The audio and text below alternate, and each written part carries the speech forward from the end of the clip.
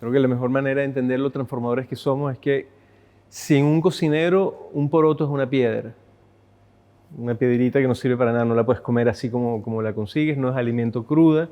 Y hasta que nosotros no inventamos la posibilidad de hervir, con todo lo que implica, el recipiente donde podíamos contener y podíamos además subir la temperatura, que fue el trabajo de un cocinero, nosotros siempre hubiésemos visto el poroto como una piedra y lo transformamos en un alimento excepcional, que viene siendo justamente el poroto como alimento de la humanidad. Entonces, en ese sentido, somos grandes transformadores.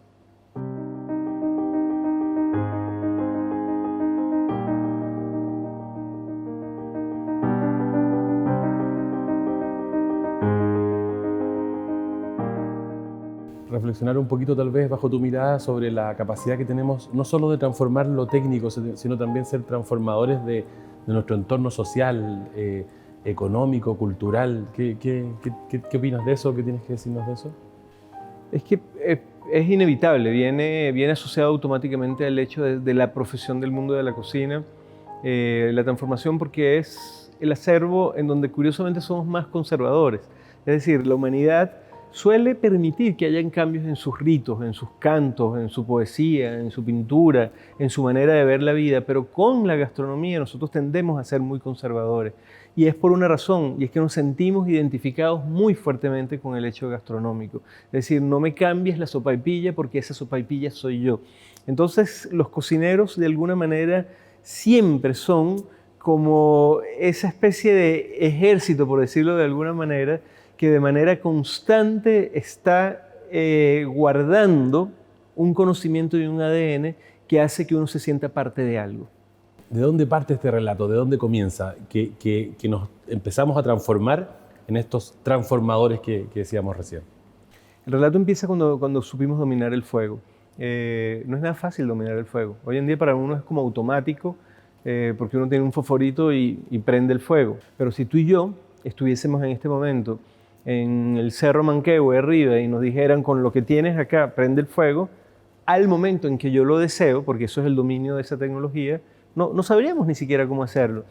Entonces hay que pensar lo importante que fue, primero, aprender a conservar el fuego, que fue el primer paso. Por casualidad aparecía la llama y luego tú tratabas de conservarla, porque no sabías cómo la ibas a prender de nuevo, y luego a producirla. Ese momento, que es el momento de verdad del nacimiento de la humanidad, también es el momento del nacimiento de quien cocina, porque la persona que dominó el fuego por primera vez empieza a transformar todo lo que tiene en su entorno para volverlo más comestible, más nutritivo. Y en este circuito cronológico, ¿qué es lo que sigue después? Luego sigue una cosa fundamental, que es que empezamos a dominar la greda. Pudimos hacer figuras de greda que se mantuvieran. Eso es muy difícil de haber logrado. Es decir, lograr conseguir cuáles son los tipos de greda que tengan sílice de verdad para que a tales temperaturas de verdad eso se conviertan en superficies que no sean claramente quebradizas, que duren, nos permitió a nosotros contener. Antes no conteníamos, antes simplemente usábamos el fuego. Y en este momento empezamos a contener, y contener implicó poder guardar, por ejemplo, la leche, y por lo tanto la primera gran transformación de la fermentación, el yogur. Contener nos permitió colocar fuego por debajo y hervir. Imagínate todos los alimentos que no sabíamos que se podían consumir y que de repente empezamos a consumir gracias a que se podían hervir.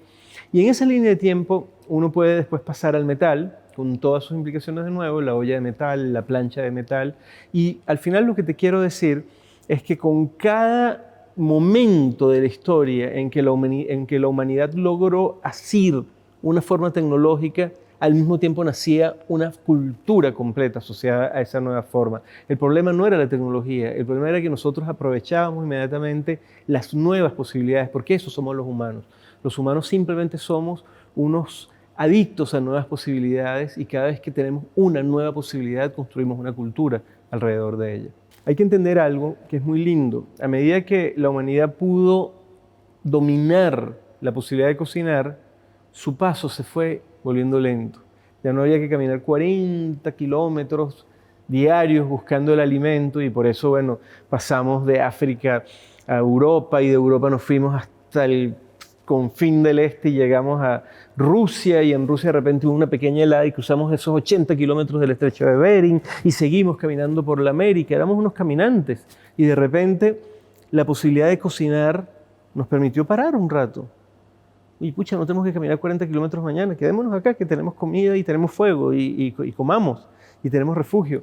Y entonces ya en ese momento empieza a aparecer un concepto que tiene que ver con ser sedentario y tiene que ver con la agricultura y tiene que ver con la crianza y la domesticación de los animales, ¿no? Nosotros somos cocineros formados, vamos a decirlo como cocineros, probablemente hace medio millón de años atrás, parece mentira.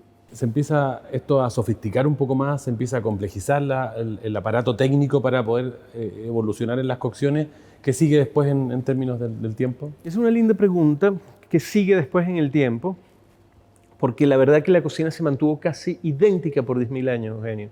Tú ves un poco cuál era la forma de una cocina y el tipo de platos y de técnicas que se empleaban hace 10.000 años y lo ves en inicios de 1800, del siglo XIX, la diferencia es mínima. Horno con un fuego que calentabas, aprendías a dominar ese calor, en algunos casos el metal arriba para poner la olla, pero técnicamente prácticamente hablamos de lo mismo. Y de repente aparece el termostato, finales del siglo XIX. El termostato lo vino a cambiar todo, porque supimos dominar el fuego, pero no el calor.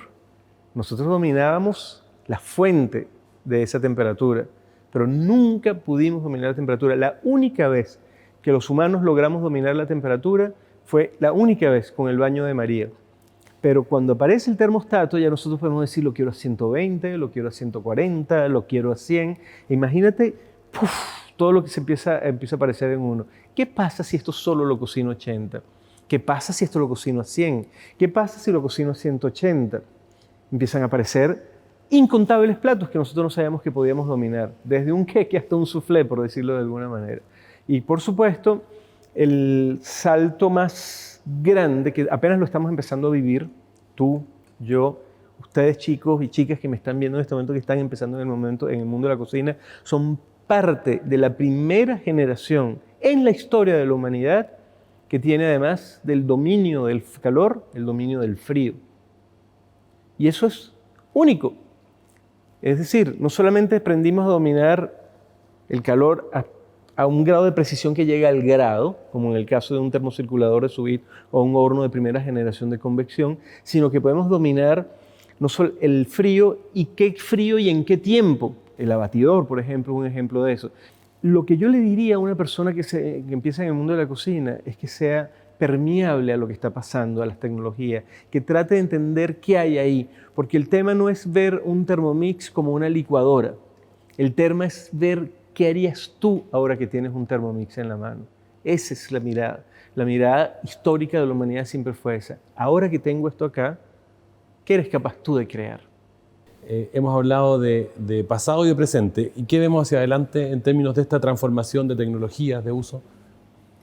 Yo lo que siento hacia adelante es mucho optimismo en este momento, porque esto es un oficio que se convirtió en una profesión formal. Es decir, lo que históricamente fue un oficio que se aprendía con un maestro, trabajando al lado del maestro, hoy en día es una profesión con toda la rigurosidad de cualquiera de las profesiones que uno pueda nombrar. Y eso es muy importante porque hay que alimentar ahora a casi 8.000 millones de personas. Es decir, hay que hacer que sean felices y sean servidas 8.000 millones de personas y no 500 millones de personas. Es decir, anteayer, en la época de nuestros abuelos, éramos 1.000 millones de personas. Entonces, tenemos en este momento gente que es capaz de lograr lo que un abuelo nuestro lo podía lograr para 10, lograrlo igual de bueno para 1.000 al mismo tiempo, en un evento grande, por ejemplo. Entonces yo soy optimista, yo lo que siento es que no se van a perder nuestras tradiciones, porque en este momento existe la posibilidad de dársela a muchos. ¿Sabes qué sería muy grave? Que en este momento un plato tradicional fuese complicado de hacer y por lo tanto solamente empiecen a comerlo aquella minoría privilegiada que está alrededor de alguien que lo sabe hacer y no todo el mundo. Y es todo lo contrario. Es decir, hoy en día, por muy tradicional que sea un plato, hay la forma de masificarlo y a mí me parece eso fundamental para la preservación de las tradiciones en un mundo cuya curva de crecimiento demográfico es exponencial. Palabras relacionadas con lo que tú acabas de contar, pero dirigidas principalmente a los jóvenes, a los cocineros que están partiendo. Yo siento que tienen una oportunidad de oro en este momento, porque están en el medio como traductores, además. O sea, no es que están en el medio y ya, un medio, digamos, inerte, no, son parte activa en ese medio de dos mundos. En un brazo tienes la historia, las tradiciones, tu cultura, tu acervo, y en otro lado tienes las posibilidades. Llámalas tecnológicas o no, pero son las posibilidades. Cuando tú en un brazo tienes la historia y en el otro lado las posibilidades, eres un transformador. Entonces, ¿cómo logras tú ser un transformador de esa manera?